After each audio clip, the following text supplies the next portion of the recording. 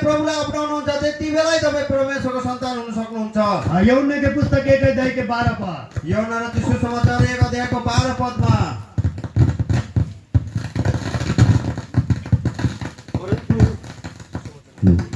परंतु जितनों ने उसे ग्रहण किया तर जतिले उहाँलाई ग्रहण गरे उसने उन्हें परमेश्वर के संतान होने का अधिकार दिया, तिनीहरूलाई उहाँले परमेश्वरको सन्तान हुने अधिकार दिनुभयो। अर्थात उन्हें जो उसके नाम पर विश्वास रखते हैं। अर्थात् तिनीहरूलाई जसले उहाँको नाममा विश्वास गर्दछन्।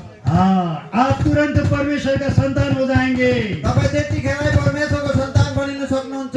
आपके जीवन में अच्छा काम शुरू हो जाएगा। तपाईको जीवनमा एउटा राम्रो काम सुरु हुन जान्छ। इसके बाद आप भी भले काम करने के लायक बन जाएंगे। त्यस पश्चात तपाईँ पनि एउटा असल कार्य गर्नुको निम्ति तपाईँ त्यो जीवन लिएर अगाडि बढ्न सक्नुहुन्छ। इसीलिए आज आप और हम जितने उद्धार और मुक्ति पाए हुए हैं, अनि आज हामी जति उद्धार अनि मुक्ति पाएको जनहरू हौ, परमेश्वर का बेटा और बेटी है। परमेश्वरको छोराछोरीहरू हौ। इसीलिए प्रभु कहता है कि तुमको भले काम करना है। यसै कारणले गर्दा परमेश्वरले भनिरहनु भएको छ कि तिमीहरूलाई एउटा असल कार्यको काम गर्नु छ। और ये काम हम कब तक करना है? अनि यस कामलाई हामी कति बेरसम्म गर्नेछौँ?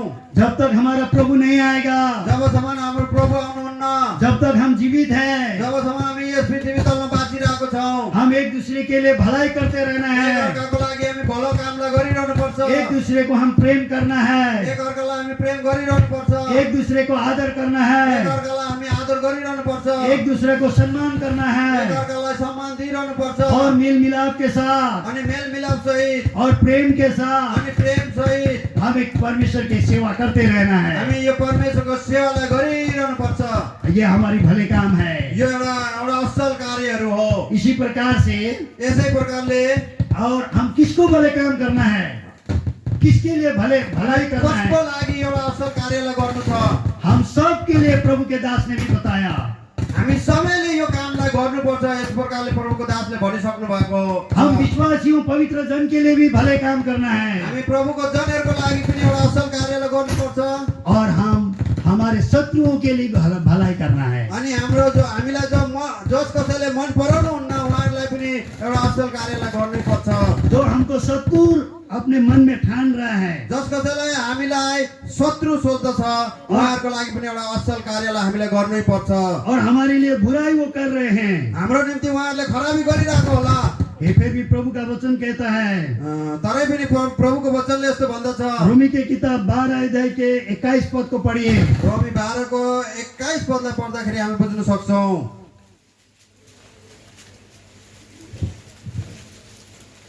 बुराई से ना हारो, खराबीसँग नहार, परंतु भलाई से बुराई को जीतो। तर भलाइसँग खराबीलाई जित। हाँ, परमेश्वर का वचन कहता है भलाई से बुरे को जीत लो। भलाइ गरेर किन खराबीलाई जित्नु भनिकन परमेश्वरको वचनले बताइरहेको छ। वो बुरा है, यो एउटा खराबी हो। वो मुझे अच्छा नहीं पाता है, जस कसैले मलाई मन पराउँदैन उसके लिए हम भी अगर विरोध करें, उसको विरोधमा म पनि बोल्दछु भने, उसको अगर हम भी बुरा करें, ऊ प्रति म पनि खराब व्यवहार गरिरहेको छु भने, तो फिर हमारे भलाई ये नहीं हुआ।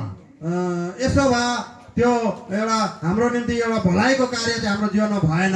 इसीलिए हम हरेक को भलाई करना है। यसै कारणले गर्दा हरेकको निम्ति हामीले भलाइ गर्नुपर्छ। क्योंकि हमारे जीवन में इस प्रकार के परमेश्वर ने खुद वचन के द्वारा कहता है। किनकि हामीले परमेश्वरको वचनमा यो परमेश्वरको वचनद्वारा नै हामी पाउँछौँ कि भलाइ गर्नको निम्ति। इसी प्रकार से हम देखते हैं जैसे अब्राहम के जीवन में, यसै प्रकारले हामी अब्राहमको जीवनबाट पनि यो अब्राहमको जीवनमा पनि पाउन सक्छौँ। जब अब्राहम और लूत निकल के आया, जब अब्राहम र लूत आफ्नो देशलाई आफ्नो आफन्तलाई छोडेर निक्लेर आउनु भयो, उस समय अब्राहम और लूत के चरवाहों के बीच में कुछ तर्क वितर्क हो गया। अनि अब्राहम र लूतको गोठालाहरूको बीचमा अलिकति झगडा भयो। और उन लोग के बीच में मेल मिलाप नहीं हुआ। अनि उहाँहरूको बीचमा अमेल अनेकता आउने कारण भयो। और उसके बाद जो अब्राहम है, अनि अब्राहम जो प्रभुको दास हुनुहुन्छ, उसने कहा कि तेरे बीच में और मेरे बीच में क्यों झगड़ा करना है, तिम्रो र मेरो बीचमा किन झगडा उत्पन्न होस्, और आप जाइए, तिमी आफ्नो बाटो लाग, आपको जो एरिया लेना है आप ले सकते हैं। तिमीलाई जुन ठाउँ मन पर्छ त्यो लिनु सक्छौ। और लूत ने उस प्रकार से आप बहुत अच्छा, हाँ, हरियाली उसने चुन लिया। अनि लुतले एउटा राम्रो ठाउँ हरियो चराउलाई उसले मतलब चुन्ने काम गरे। हाँ, पढ़िए दया करके 13 अध्याय का जेनेसिस उत्पत्ति के किताब। 13 अध्यायको। तब अब्राहम लूत से कहने लगा, मेरे और तेरे बीच और मेरी और तेरे चरवाह के बीच हाँ, झगड़ा न होने पाए, झगड़ा ना होने पाए, क्योंकि हम लोग भाई बंधु हैं। हम लोग भाई बंधु हैं। तो इस प्रकार से इन लोग, अब्राहम के विचार कितना अच्छा है। अनि यहाँ हेर्दैछौँ हामी कि अब्राहमको एउटा कति असल विचार रहेछ। और यदि लूत बहुत कमजोर दिखाई देता है यहाँ पर, यद्यपि हामीले हेर्दैछौँ कि यहाँ लुत एउटा कमजोर व्यक्तिको रूपमा देखा परिरहेको छ। क्योंकि वो अपना इच्छा से वो चलने वाला, वो आफ्नो इच्छामा चल्ने व्यक्ति, और परमेश्वर की इच्छा को नहीं ढूंढा, उसले परमेश्वरको इच्छालाई एकदमै चुन्ने प्रयास गरेन। और उसके बाद क्या हुआ, अनि त्यस पश्चात चाहिँ के भएछ यहाँ पर हम देखते हैं, हामी यहाँ पाउँछौँ। वो तो सदम और गोमोरा में चला गया, यो लुत चाहिँ सदम र गमोरा भन्ने कहलाइने ठाउँमा पुग्यो। और सदम और गोमोरा में इतने दुष्ट और पाप और भ्रष्टाचार से भरा हुआ था। सदम र गमोरामा चाहिँ एकदमै खराबी र दुष्टताले भरिएको ठाउँ थियो। और वहाँ पर परमेश्वर का क्रोध भड़कने वाला था। अनि सदम र गमोरामाथि चाहिँ परमेश्वरको क्रोध चाहिँ खनिने अवस्थामा थियो। उस समय त्यस्तो समयमा लूत के लिए प्रार्थना करने वाला व्यक्ति कौन था? लुतको निम्ति प्रार्थना गर्ने व्यक्ति को थियो? अब्राहम था। अब्राहम हुनुहुन्थ्यो। अब्राहम कितना आत्मिक व्यक्ति है। अब्राहम चाहिँ कति आत्मिक व्यक्ति हुनुहुन्छ। हाँ, इसीलिए अब्राहम ने परमेश्वर को आगे गिड़गिड़ाकर वो अंतर्विनती करके परमेश्वर को पुकारा। अब्राहमले परमेश्वरसँग त्यो अन्तर्विनती गरिकन परमेश्वरलाई पुकारा गर्नुभयो। क्योंकि आकाश से आग बरसकर वो सदम और गमोरा को नाश करने वाला था। परमेश्वरले आकाशबाट आगो झारिकन सदम र गमोरालाई नष्ट गर्न चाहिरहनु भएको थियो। उस समय अब्राहम ने लूत को याद किया, त्यस्तो समयमा अब्राहमले लुतलाई सम्झे और लूत के परिवार को याद किया, अनि लुतको परिवारलाई सम्झिनु भयो। और उसने प्रार्थना किया। अनि अब्राहमले परमेश्वरसँग प्रार्थना हम गर्नुभयो। अगर 18 अध्याय का 23-24 को देखने से हम वहाँ पर पाते हैं, एक दो पद को पढ़ सकते हैं। उत्पत्ति 18 को 1 र 2 पद पढ्दाखेरि हामी बुझ्न सक्छौँ। आप 18 का 23, 24, 25 पढ़ दीजिए थोड़ा बहुत। तब अब्राहम उसके समीप जाकर कहने लगा, हाँ क्या तू सचमुच दुष्ट के संग धर्मी को भी नाश करेगा? हाँ, कदाचित उस नगर में 50 धर्मी हो तो क्या तू सचमुच स्थान को नाश करेगा और उन 50 धर्मियों के कारण जो उसमें हो ना छोड़ेगा? इस प्रकार का काम करना तुझसे दूर रहे कि दुष्ट के संग धर्मी को भी मार डाले और धर्मी और दुष्ट दोनों के एक ही दशा हो, या तुझसे दूर रहे। हाँ, बस यहाँ पर हम लोग ने समझ किया, क्योंकि वो सदम में लूत था। यहाँ हामीले बुझ्न सक्यौँ कि सदममा चाहिँ को थियो? लुत थियो। यसै कारणले गर्दा अब्राहमले यहाँ प्रार्थना गरिरहनु भएको छ। अगर आप और हम होते, यदि त्यो ठाउँमा तपाईँ र म भएको भए, और आज के वर्तमान के जो स्थिति को हम देखते हैं, अहिले वर्तमान समयको जुन यो परिस्थिति छ, यो अवस्थालाई हेर्दाखेरि, अरे तूने मेरा बात नहीं माना, तिमीले मेरो कुरालाई सुनेनौ। अरे तुम तो अपनी मर्जी से वो एरिया को चुन लिया था। तिमीले त आफ्नो मर्जीले आफ्नो इच्छाले त्यो एरियालाई चुनेको थियौ। हाँ, इसीलिए तुमको दंड आया है। यसै कारणले गर्दा तिमी माथि त्यो दण्ड आइलागेको छ। ठीक हो। अझै राम्रो भयो, घुचिङ मचाउँछौ। हाँ, पर अब्राहम ऐसा व्यक्ति नहीं था प्रियो। तर अब्राहम चाहिँ यस्तो व्यक्ति थिएन। देखिए तो उसने तो प्रार्थना कर रहा है। तर अब्राहमले चाहिँ लुतको निम्ति प्रार्थना गरिरहेको रहेछ। शायद हमारा एक भाई और बहन अगर कोई भी इस प्रकार से पीछे है, हम उसके लिए प्रार्थना कर रहे हैं। यसै कारणले गर्दा अहिले हाम्रो भाइ बहिनी अथवा प्रभुको जनहरू कोही यस्तो प्रकारको परिस्थितिमा चेपारो अवस्थामा परेको छ भने उहाँहरूको लागि के हामी प्रार्थना गरिरहेको छौँ? ना हम उसके लिए पाप किया इसलिए तुमने ये दंड मिला है बोलकर हम खुशी मना रहे हैं। कि हामी उसले पाप गरेको छ, गल्ती गरेको छ, भुल गरेको छ भनिकन यो दण्ड पाइरहेको छ भनिकन हामी खुसी मनाइरहेको छौँ कि? पर अब्राहम का जीवन को देखिए। तर अब्राहमको जीवनलाई यहाँ हेर्नुहोस्। उसने किस प्रकार से उसने अपने भतीजा को क्षमा किया। उहाँले आफ्नो भानिजको लागि कसरी कुन प्रकारको व्यवहारलाई देखाए उसके हृदय में प्रेम और दया कृपा से भर गया। उसको मनमा त्यो प्रेम र दयाले ऊ भरिएको अवस्था देखा पर्छ।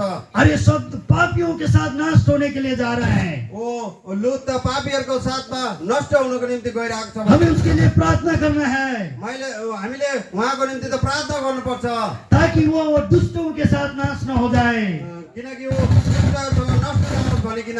प्रियो, आज ये संसार भी जो आज सदम रूपी संसार है, प्रिय हो, किनकि अहिले यो संसार पनि यो सदम र गमोरा झैं एउटा दुष्टताले खराबीले भरिएको संसार हो।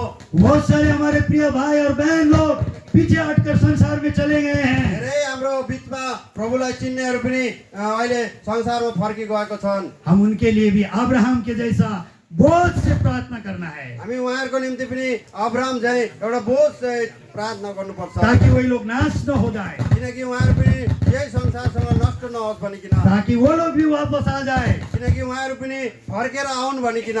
इसी प्रकार के जीवन हमारे प्रभु यीशु मसीह ने दिखाया। यस्तै प्रकारको जीवन हाम्रो प्रभु येशू ख्रीष्टले पनि देखाउनु भयो। इसीलिए प्रभु यीशु मसीह ने अपने चेलों को कहा, यसै कारणले गर्दा प्रभु येशू ख्रीष्टले आफ्नो चेलाहरूलाई भन्नुभयो, तुम एक दूसरे के लिए प्रार्थना करना तिमीहरू एक अर्काको निम्ति प्रार्थना गर्नु, और यहाँ तक कि तुम्हें सताने वालों को भी प्रार्थना करना। यहाँसम्म कि तिमीहरूलाई सताउनेहरूको निम्ति पनि तिमीहरूले प्रार्थना गर्नु। इसीलिए आज हम लोग सबके लिए भलाई करना है, यसै कारणले गर्दा आज हामी सबैको निम्ति भलाइ चाहिँ गर्नु एक हुँदैन। दूसरे के लिए प्रार्थना करना, एक दूसरे के लिए हम प्रार्थना में समय व्यतीत करना भी ये भलाई काम है। एक अर्काको निम्ति प्रार्थना गर्नु, एक अर्काको निम्ति प्रार्थना गरिदिनु, त्यस प्रार्थनामा समय बिताउनु यो पनि एउटा असल काम हो सकता है कोई नहीं देखते हैं, हुनसक्छ तपाईँलाई कसैले देख्दैन, मंडली के जिम्मेवार लोग भी नहीं देख रहे हैं, मण्डलीको जिम्मेवारी वर्गको प्रभुको दासहरूले पनि तपाईँलाई देख्दैन, विश्वासी भी नहीं देख रहे हैं। विश्वासी जनहरूले पनि तपाईँलाई देख्दैन। हमारी मंडली के बहुत सारे बुजुर्ग लोग हैं, हाम्रो मण्डलीको धेरै वृद्ध प्रभुको जनहरू हुनुहुन्छ, हमारे माता और पिता है, हाम्रो बुवा आमाहरू हुनुहुन्छ, हमारे भाई और बहन हैं, हाम्रो भाइ बहिनीहरू हुनुहुन्छ।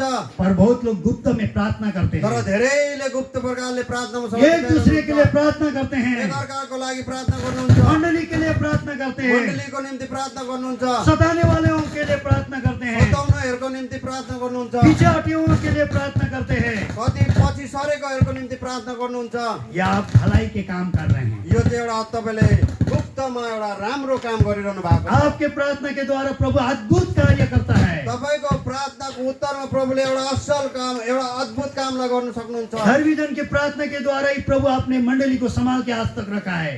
धर्मी जनको प्रार्थनाको उत्तरमा प्रभुले आफ्नो मण्डलीलाई अहिलेसम्म सम्हालिराख्नु भएको छ। इसीलिए प्रभु ने यहाँ पर कहा है, यसै कारणले गर्दा प्रभुले यहाँ भन्नुभएको छ, लूका की पुस्तक लुका रचित सुसमाचार 6 अध्याय के 27 और 28 पद को पढ़िए। 6 अध्यायको 27 र 28 पद पढ्दाखेरि हामी बुझ्न सक्छौँ। परंतु मैं तुम सुनने वालों से कहता हूँ कि अपने शत्रुओं से प्रेम रखो, अपने शत्रुओं को प्रेम रखो, जो तुमसे बैर करे जो तुमसे बैर करे उनका भला करो, उनके भला करो, जो तुम्हें श्राप दे जो तुम्हें श्राप दे उनको आशीष दो, आशीष दो, जो तुम्हारा अपमान करे जो तुम्हें अपमान करे उनके लिए प्रार्थना करो। उसके लिए प्रार्थना करो। परमेश्वर कहता है इस प्रकार से भलाई के काम हम लोग करना है। परमेश्वरले भन्नुहुन्छ कि यस प्रकारले हामीले यो असल कामलाई पुरा गर्नुपर्छ। तुम्हें घृणा करने वाला, तुम्हें सताने वाला, तुम्हें ठट्टा करने वाला, उनके लिए भी भला करो। हामीलाई घृणा गर्ने, हाम्रो विरोधमा उठ्ने व्यक्तिहरू, हाम्रो निम्ति दुष्ट षड्यन्त्र रच्नेहरू व्यक्तिहरूको लागि पनि हामीले के प्रार्थना गर्नुपर्छ। यदि भी ये कठिन बात है, यद्यपि यो कार्य गर्नु हामीलाई एकदमै कठिन पर्दछ, तो परमेश्वर की वचन के द्वारा तर परमेश्वरको यो वचनद्वारा हमें परमेश्वर सहायता करता है, प्रभुले हामीलाई सहायता गर्नुहुन्छ। क्योंकि इसके नमूना हमारा प्रभु है। किनकि यसको नमुना एउटा उदाहरण हामी प्रभुमा पाउँछौँ। क्योंकि हम भी प्रभु के बैरी थे, किनकि हामी पनि एक समयमा प्रभुको शत्रुहरू थियौँ, हम प्रभु से दूर थे, हामी प्रभुदेखि टाढिएको अवस्थामा थियौँ, हम प्रभु के अनज्ञाकारी थे, हामी प्रभुको आज्ञा नमान्ने व्यक्तिहरू थियौँ, हम ढीठ व्यक्ति थे। हामी एउटा ढिटाइको जीवन लिएर जिउने व्यक्तिहरू थियौँ। ऐसे लोगों को प्रभु ने प्रेम किया। तरै पनि प्रभुले यस्तो व्यक्तिहरूलाई प्रभुले प्रेम गर्नुभयो। क्या आज हम भी एक दूसरे को प्रेम न करें? के हामी अहिले यस्तो हाम्रो जीवनमा बदलाव सुधार आएर के हामी यस्तो एकअर्कालाई प्रेम नगर्नु? क्या हम एक दूसरे के लिए प्रार्थना न करें? के हामी एकअर्काको लागि प्रार्थना नगर्नु? इस प्रकार से हमारे प्रभु ने ये नमूना को सिखाया है। किनकि प्रभुले हामीलाई यस्तो उदाहरण यस्तो प्रकारको नमुना सिकाउनु भएको छ। यहाँ पर परमेश्वर के वचन प्रभु यीशु मसीह ने भी अपने शत्रुओं को मरते वक्त प्राण जाने के आगे क्षमा करके उसने अपने प्राण को त्याग किया है। प्रभुले पनि आफ्नो प्राण कल्वरी क्रुसमा त्याग्नुको अगाडि त्यो आफ्नो आफूलाई सताउनेहरू अथवा त्यो क्रुसमा झुन्डाउनेहरूको लागि कस्तो उहाँहरूलाई क्षमा गरिदिनुहोस् भनिकन त्यो क्षमा को त्यो मन राखिकन आफ्नो प्राणलाई अन्तमा त्याग्नु भयो। लूका के पुस्तक 23 अध्याय का 34 पद को दया करके पढ़ दीजिए। लुका 23 अध्यायको 34 पद पढ्दाखेरि हामी बुझ्न सक्छौँ। तब यीशु ने कहा, यीशु ने कहा, हे पिता, हे पिता, इन्हें क्षमा कर, इन्हें क्षमा कर दे, क्योंकि ये नहीं जानते ये नहीं जानते कि क्या कर रहे हैं। क्या कर रहे हैं। इसलिए प्रभु ने केवल हम लोग को नहीं बोल रहा है तुम एक दूसरे को क्षमा करो, एक दूसरे को तुम शत्रुओं को प्रार्थना करो। ये केवल हमको, वे परमेश्वर ने केवल हमको नहीं कहता है। प्रभु येशू ख्रिस्टले हामीलाई मात्रै बोल्नु भएको छैन एकअर्कालाई क्षमा गर, शत्रुहरूको लागि क्षमा गर भनिकन। पर ये जीवन प्रभु ने आप खुद करके दिखाया है। तर प्रभुले आफ्नो व्यवहारिकता जीवनमा आफूले गरेर देखाउनु भएको कुरा छ यहाँ। आज आप और हमको भी प्रभु ये चाहता है यसै कारणले गर्दा प्रभुले आज हाम्रो जीवनमा पनि यस्तै कुराहरू चाहनुहुन्छ ताकि हम भी प्रैक्टिस करें। त हामी पनि यो विषयलाई अभ्यास गरौँ। ये बात नहीं है कि मैं बहुत आत्मिक हूँ, यो कुरा होइन कि म एकदमै आत्मिक व्यक्ति हुँ भनिकन। मुझे भी एक काम को करना है, मलाई पनि यो कार्यलाई अथवा यो कामलाई गर्नु छ, आपको भी करना है, तपाईलाई पनि गर्नुपर्छ, हमारे जवान बेटा बेटी भी करना है, हाम्रो जवान छोराछोरीहरूलाई पनि गर्नु छ। और हम हर एक इस बात को करना है। हामी सबैलाई यो कार्यलाई यो भलो कामलाई गर्नुपर्छ। ये भला काम है, एक दूसरे को क्षमा देना बहुत भला काम है। एकअर्कालाई क्षमा दिन एउटा ठुलो एउटा असल काम यो कार्य हो। अगर हम एक दूसरे को क्षमा नहीं देंगे तो हम कैसे भला काम करेंगे। एकअर्कालाई हामी क्षमै दिन सक्दैनौँ भने यो कसरी असल काम हुन सक्छ त? कसरी हामी भलो काम गर्न सक्छौँ? इसीलिए यहाँ पर परमेश्वर के वचन कोलोसी की किताब में कलसीको पत्रीमा यहाँ परमेश्वरको वचनमा लेखिएको छ। हम एक दो पद को पढ़ेंगे। हामी एक दुईवटा पदलाई पढ्नेछौँ। दया करके हम पढ़ेंगे 3 अध्याय के 13 पद। हामी दया गरेर 3 अध्यायको 13 पदलाई पढ्नेछौँ। यदि किसी को किसी पर दोष देने का कोई कारण हो, यदि किसी को किसी का कुछ विषय में दोष देने का कारण हो, तो एक दूसरे की सह लो एक दूसरे की सहल हो, और एक दूसरे के अपराध क्षमा करो, एक दूसरे के अपराध क्षमा करो, जैसे प्रभु ने तुम्हारे अपराध क्षमा किए, जैसे प्रभु ने तुम्हारे अपराध को क्षमा किया है, वैसे ही तुम भी करो। इसी प्रकार से तुम भी करो। हेर्नुहोस् त यहाँ परमेश्वरको वचनमा लेखिएको छ, परमेश्वरले हाम्रो पापलाई क्षमा गरिदिनु भयो, हामीलाई क्षमा गरिदिनु भयो, यसै कारणले गर्दा तिमीहरूले पनि एकअर्कालाई क्षमा गर भनिकन यहाँ लेखिएको छ। जब हम इस प्रकार से एक दूसरे को क्षमा करेंगे, यस्तो प्रकारले हामी एकअर्कालाई क्षमा गर्छौँ, एक दूसरे से हम क्षमा लेंगे, एकअर्कासँग हामी क्षमा माग्छौँ, तो हम सचमुच भले काम करेंगे। अनि यो यस प्रकारले हामी साँच्चै नै एउटा असल कार्यलाई हामी पुरा गर्न सक्छौँ। क्योंकि परमेश्वर तो सबसे भला है किनकि परमेश्वर सबैभन्दा भलो हुनुहुन्छ और परमेश्वर का वचन भी भला है। किनकि परमेश्वरको वचन पनि भलो छ। और यही परमेश्वर का वचन जब हमारे जीवन में कार्य करेगा, यही परमेश्वरको वचनले जब हाम्रो जीवनमा काम गर्छ तो हम ये काम को कर सकेंगे। तब मात्रै हामी यो कामलाई गर्न सक्छौँ। दूसरा राजा की किताब दोस्रो राजाको पुस्तक 20 अध्याय के 19 पद को पढ़िए तो 20 अध्यायको 19 पदलाई पढ्नुपर्छ। हिजकिय्याह ने कहा है, हिजकिय्याहले भनेको छ हाँ परमेश्वर का वचन भला है। परमेश्वरको वचन चाहिँ भलो छ। हिजकिय्याह ने यशायाह से कहा, हिजकिय्याह ने यशायाह से कहा, यहोवा का वचन जो तूने कहा है यहोवा का वचन जो तूने कहा है वह भला ही है। वो भला ही है। उसने कहा है, उसने कहा है, क्या मेरे दिनों में शांति और सच्चाई बनी ना रहेगी? क्या मेरे दिन में शांति और सच्चाई, शांति और सच्चाई अगर आप और हमारे जीवन में नहीं है, आप और हमारे मंडली में नहीं है, आप और हमारे परिवार में नहीं है, तो कैसे हम भला काम करेंगे?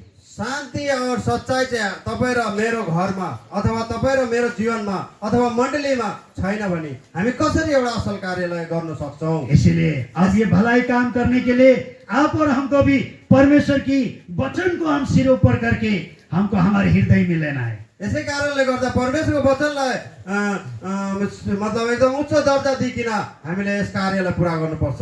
इसीलिए यहाँ पर हिजकिय्याह कहता है, यसै कारणले गर्दा यस ठाउँमा हिजकिय्याहले भन्दछ, जो वचन तूने परमेश्वर का वचन कहा है, जुन वचन त तिमीले यो परमेश्वरको वचनलाई भनेको छौ, ये सबसे उत्तम है। यो परमेश्वरको वचन चाहिँ एकदम उत्तम हो। कितनी अच्छी बात है। कति एउटा यो कति राम्रो कुरा हो। यही वचन सुनकर यही वचन सुनेर आप और हम बिगड़े हुए लोग, तपाईँ र म एउटा बिग्रेको दशामा हामी थियौँ, हम नरक में जाने वाले हामी लोग, नरकमा जाने व्यक्तिहरू हौँ। आज परमेश्वर ने परिवर्तन कर दिया, तर परमेश्वरलाई हामीलाई हाम्रो जीवनलाई परिवर्तन गरी एक नया जिंदगी दे दिया। एउटा नयाँ जीवन दिनुभयो। इसीलिए इस वचन को यसै कारणले गर्दा यो वचनलाई केवल सुनने से नहीं होगा, यो वचनलाई सुनेर मात्रै होइन, हम अंतिम दिन में गुजर रहे हामी हैं। यो अन्तिम दिनमा जीवन बिताइरहेको छौँ। इसीलिए परमेश्वर का वचन कहता है, यसै कारणले गर्दा परमेश्वरको वचनले भन्दछ, धन्य है जो इस वचन को पढ़ते हैं, धन्य हो त्यो व्यक्तिहरू जसले यो वचनलाई पढ्दछ, सुनते अनि हैं जस कसैले सुन्छ, और मानते अनि हैं, जसले मान्दछ।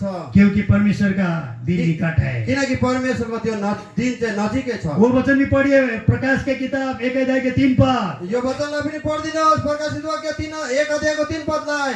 धन्य है वो जो इस भविष्यवाणी के वचन को पढ़ता है हाँ और वे जो सुनते हैं हाँ। और इसमें लिखी हुई बातों को मानते हैं, हाँ। क्योंकि समय निकट आया है। हाँ, अब समय निकट आया है। हेर्नुहोस् त, समय एकदमै नजिकै आएको छ।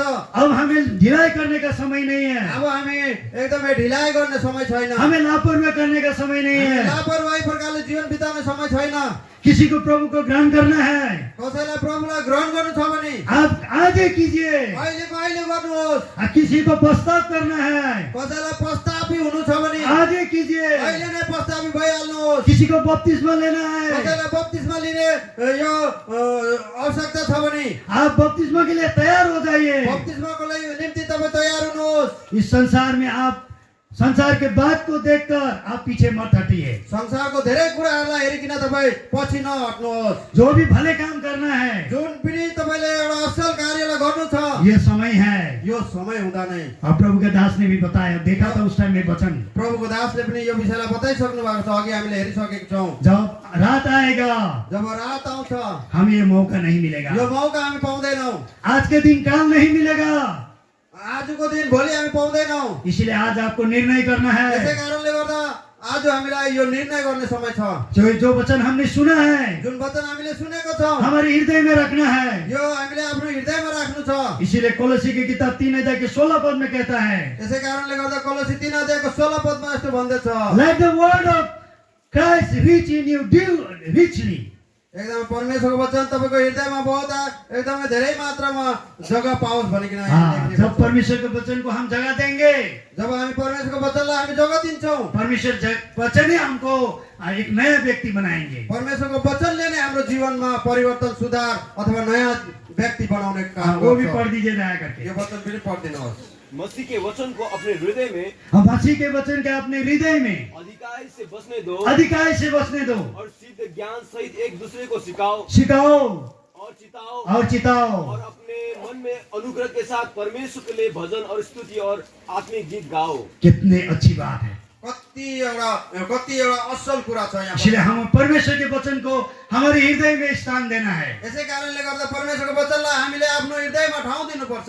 हम खुद अच्छे व्यक्ति नहीं बन सकते हैं। हामी आफै एउटा असल व्यक्ति बनिन सक्दैनौँ। परमेश्वर का वचन जब हमारे जीवन में कार्य करेगा, जब परमेश्वरको वचनले हाम्रो जीवनमा काम गर्छ, तो हम जरूर अच्छा बन जाएंगे। तब मात्रै हामी एउटा असल व्यक्ति बनिन सक्छौँ। और प्रभु के दया से हमें परमेश्वर ने नया ये अच्छे काम शुरू किया है, परमेश्वरको दया अनुसार हाम्रो जीवनमा जुन एउटा असल कामलाई सुरु गर्नु भएको छ, और इसको काम को जारी रखना है। यो कामलाई हामी जारी राख्न हम सक्छौँ, जारी राख्छौँ, करते रहना है। गरिरहनु पर्छ यसलाई। तब ये है हमारे जीवन में एक दूसरा भी देख पाएंगे, अनि एक अर्काले पनि यो असल कामलाई हाम्रो जीवनमा देख्न सकेछ। संसार के लोग भी देखेंगे, संसारको अरू मान्छेहरूले पनि जस कसैले प्रभुलाई पाएको छैन, भलाई उहाँले काम पनि को देख्न देखेंगे, सक्छ। भलाई काम को देखेंगे। यो असल कामलाई देख्न सक्छन्। ये आत्मिकी भलाई काम, यो एउटा आत्मिक भलो काम हो। आपके जीवन में परिवर्तन देखेंगे। तपाईँको जीवनमा एउटा परिवर्तन देखा पर्छ। आपको एक नया मनुष्य देखेंगे। तपाईँलाई एउटा नयाँ व्यक्तिको रूपमा देख्छ। पहले झगड़ा कर रहे व्यक्ति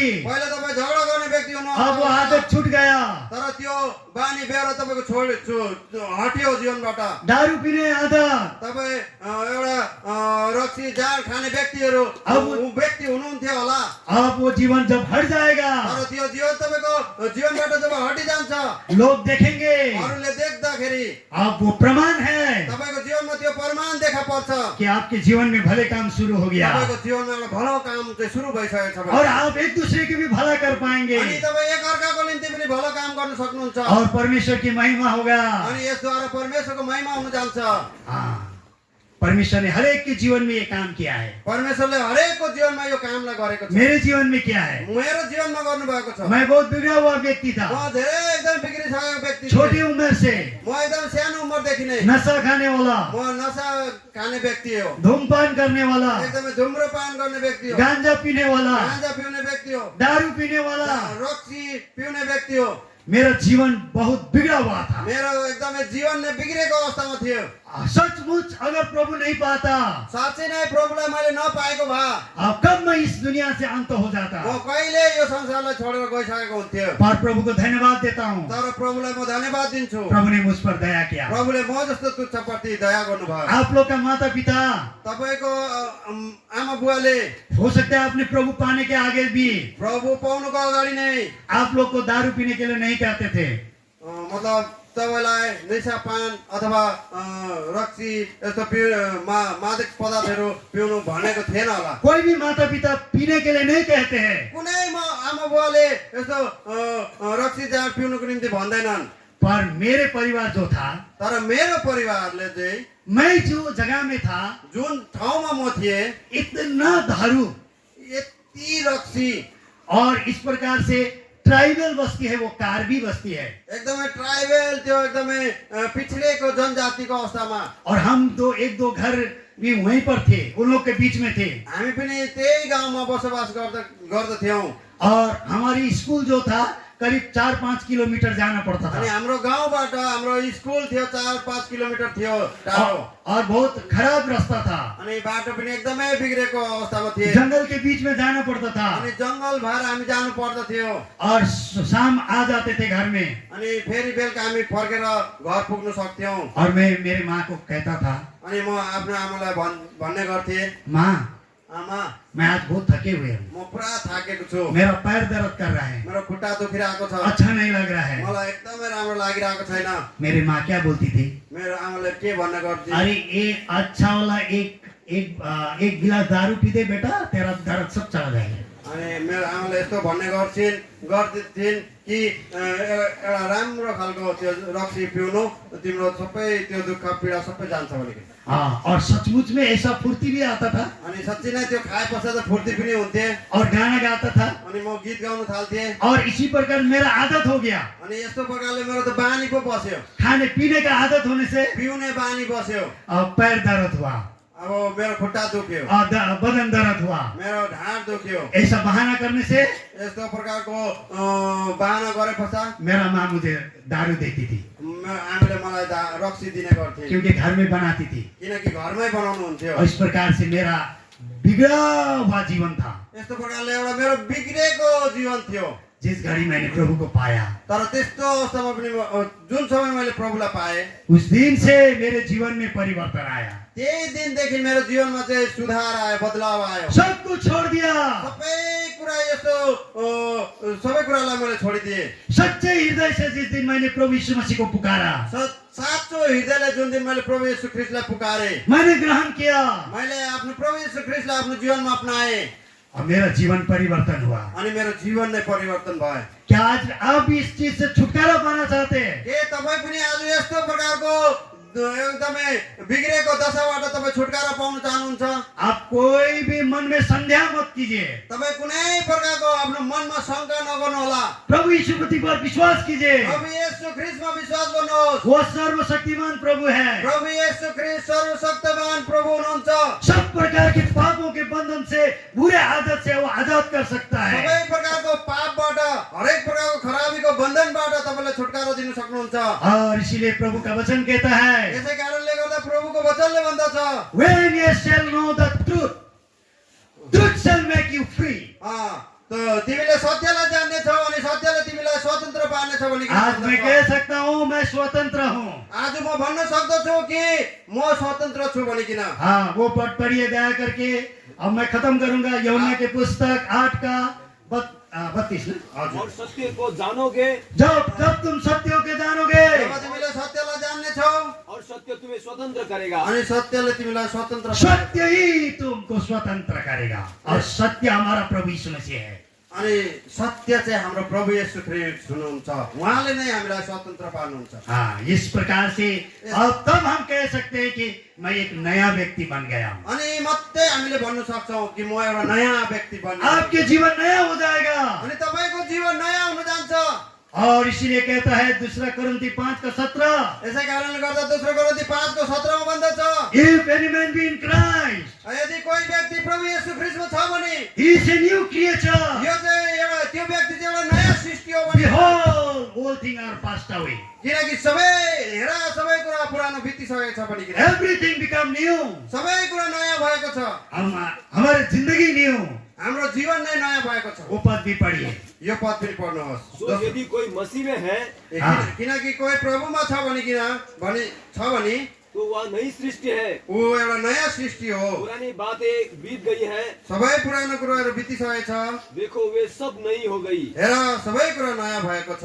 हाँ, सब आज जितने प्रभु को पाए हैं आज जतिले प्रभुलाई पाएको छन् हम नए सृष्टि के लोग हैं। हामी सबै नयाँ सृष्टिको लोकहरू हौँ। और वही लोग नया आकाश और नया यरूशलेम में प्रवेश करेंगे। अनि जस कसैले प्रभुलाई पाएको छ नयाँ सृष्टि बनेको छन् उहाँहरू मात्रै नयाँ त्यो परमेश्वरको राज्यमा पुग्न सक्छन्। इतने जीवित आशा परमेश्वर ने दिया है। यो एउटा जीवित आशा हामीलाई दिनुभएको छ परमेश्वरले। हाँ, पढ़िए दया करके। अब मैं अंत में प्रकाश की किताब 21 है दिया। इसलिए हम हर एक व्यक्ति नया बनना है। यसै कारणले गर्दा हामी सबै नयाँ बनिनु पर्छ। इसीलिए प्रभु ने निकोदेमुस को भी कहा, यसै कारणले गर्दा प्रभु येशू ख्रीष्टले निकोदेमुसलाई पनि भन्नुभयो, Verily, verily, I say unto thee, म साँच्चै साँच्चै तिमीलाई भन्दैछु, except a man be born again, मान्छे नयाँ गरिकन नजन्मे त he cannot see the kingdom of God. त्यसले परमेश्वरको राज्यलाई देख्नै सक्दैन भनिकन। हाँ, दया करके आप पढ़िए यूहन्ना रचित सुसमाचार 3 का 3 भी 1 का 3 पदलाई। यीशु ने उसको उत्तर दिया, हाँ, मैं तुमसे सच सच कहता हूँ यदि कोई नए सिरे से ना जन्मे हाँ, तो परमेश्वर का राज्य देख नहीं सकता। हाँ, देख नहीं सकता। पर अभी आप और हम तो प्रवेश करने वाले हैं क्योंकि हमने नया जन्म पाया है। किनकि तपाईँ र म चाहिँ प्रभुलाई पाएको छौँ। यसै कारणले गर्दा हामी प्रभुको राज्यमा प्रवेश गर्न सक्छौँ। हाँ, प्रकाश की किताब 21 से देखा दया करके 1, 2, 3 पद पढ़िए। प्रकाशित वाक्य 21 अध्यायको 1, 2, 3 पद।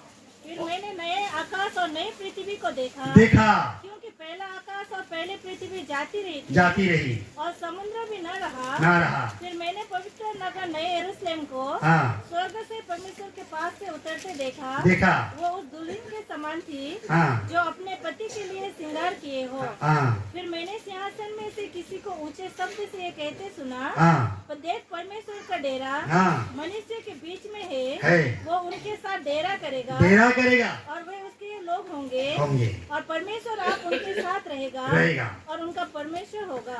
4 पद भी पढ़िए। वो उनकी आंखों से आंसू पोंछ डालेगा और इसके बदले मृत्यु न रहेगी और न शोक न विलाप न पीड़ा रहेगी, पहली बातें जाती रही।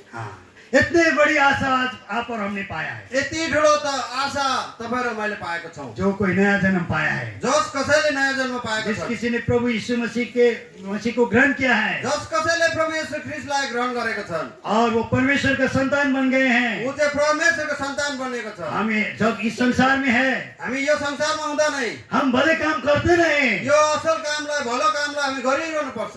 और एक दिन समय आएगा अनि एक दिन यस्तो समय आउनेछ, ये पुराने आकाश और पुराने पृथ्वी बीत जाएगा। यो पुरानो आकाश र पृथ्वी बितेर जानेछ। हमारे लिए एक नया आकाश, हाम्रो निम्ति एउटा नयाँ आकाश, नया पृथ्वी नयाँ पृथ्वी परमेश्वर ने तैयार किया है। परमेश्वरले तयार गर्नुभएको छ। हम वहाँ पर प्रवेश करेंगे। यो ठाउँमा हामी पुग्नेछौँ। हरेक व्यक्ति हरेक व्यक्ति आज हम इस आशा लेकर हामी यो आशा लिएर हम भले काम करते रहें, यो असल कामलाई गरिरहौँ, हमारे असल गवाही को दिखाएं। हाम्रो एउटा असल गवाहीलाई देखाउँ। लागि लोग देखकर प्रभु को महिमा करे।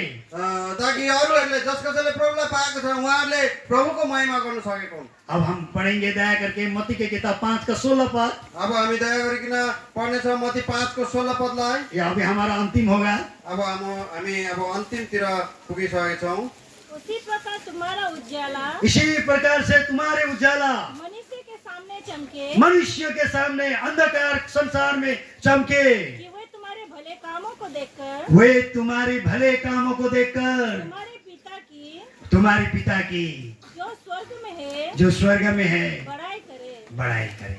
हमारे हमारे भले काम को देखकर, हाम्रो त्यो असल कार्यलाई देखिकन ताकि एक दूसरा परमेश्वर पिता का महिमा करे। अरूहरूले जस कसैले हाम्रो जीवनमा त्यो भलो कामलाई देख्छ उहाँहरूले चाहिँ परमेश्वरको महिमा गर्न सकेको। वो हमारा गवाही है। यो चाहिँ हाम्रो गवाही हो। हमारा गवाही कैसा है? हमारी मंडली में, हाम्रो गवाही, हाम्रो साक्षी हाम्रो मण्डलीमा कस्तो छ? हमारे परिवार में, हाम्रो परिवारमा, हमारे आज व्यक्तिगत जीवन का गवाही के द्वारा प्रभु का महिमा होगा। हाम्रो व्यक्तिगत जीवनको जुन गवाही साक्षीद्वारा परमेश्वरको महिमा हुनु पर्दछ। आज बहुत सारे जो अनजान में क्रिश्चियन लोग हैं, आज कति अनजान प्रकारले मसीही त हुन्, आज वो भी हम आपकी गवाही देखकर सच्चाई में आ जाएंगे। उहाँहरू पनि तपाईहरुको जीवन साक्षीलाई देखेर प्रभुमा आउने कारण बनिन सक्छ। और ये सब के द्वारा परमेश्वर की महिमा होगा। यी सबै कारणद्वारा परमेश्वरको महिमा हुन जान्छ। ये काम प्रभु आने के दिन तक पूरा होगा। यो प्रभु नआउन्जेल अथवा प्रभु आउन्जेल यो कामलाई पूरा गर्नुपर्छ। इसीलिए परमेश्वर का वचन का कहता है ये काम प्रभु ने तुम में शुरू किया। यसै कारणले गर्दा यो कामलाई प्रभुले हाम्रो जीवनमा सुरु गर्नुभयो। हम कितने धन्य के लोग हैं। हामी कति धन्यको व्यक्तिहरू हौं। ऐसे अच्छे काम प्रभु ने शुरू किया। यस्तो असल कार्य हाम्रो जीवनमा सुरु गर्नुभयो। जब तक हम संसार में हैं, जबसम्म हामी यो संसारमा छौं, ये काम करते रहें। यो कार्यलाई, यो भलो कामलाई हामी गरिरहौं। हम निराश न हो जाए, हामी निराश नहौं, हम आलसी न हो। हामी अल्छी नहौं। अंत में हामी अनि अन्तमा रोमन चैप्टर रोमी 12 वर्ष 11-12 पढ़ के हम खत्म करेंगे। रोमी 12 अध्यायको 11-12 अध्यायको 11-12 ये पढ़ के हम अंत करेंगे। अब यो पदलाई पढिकन हामी अन्त गर्नेछौँ। प्रयत्न करने में आलसी ना हो। इसलिए आप और हम प्रयत्न करने में आलसी नहीं होना है, सुस्त नहीं होना है। प्रयत्न गर्नको निम्ति हामी अल्छी नहौं भनिकन यहाँ वचनमा बताइरहेको छ। आत्मिक उमंग में भरे रहो, आत्मिक उमंग में भरे रहो, आत्मामा हामी जोसिलो हौं और भले काम के लिए हम जोश के साथ करना है। हामी असल कामलाई जोशले गरौं, प्रभु की सेवा करते रहो, और प्रभु की सेवा करते रहे। प्रभुको सेवा गरिरहौं, आशा में आनंदित रहो। वो जीवित आशा परमेश्वर ने दिया है, उसमें आनंदित हो करते रहे। त्यो जीवित आशा जो प्रभुले हामीलाई दिनुभएको छ त्यो आशामा हामी आनन्दित हौं। क्लेश में स्थिर रहो, हर प्रकार की क्लेश में हमें स्थिर होना है, हामी संकटमा स्थिर रहनुपर्छ। प्रार्थना में नित्य लगे रहो, और प्रार्थना में हमें नित्य लगे रहे। अनि प्रार्थनामा हामी दृढतापूर्वक लागिरहौं। इसी प्रकार से हम परमेश्वर के भले काम को पूरा करने के लिए आप और हमको परमेश्वर सहायता करें। यही प्रकारले हामी परमेश्वरको यो असल भलो कामलाई गरिरहनुको निम्ति प्रभुले हामीलाई सहायता गरेको हुन्छ। परमेश्वर आशीष। प्रभुले आशीष दियोस्।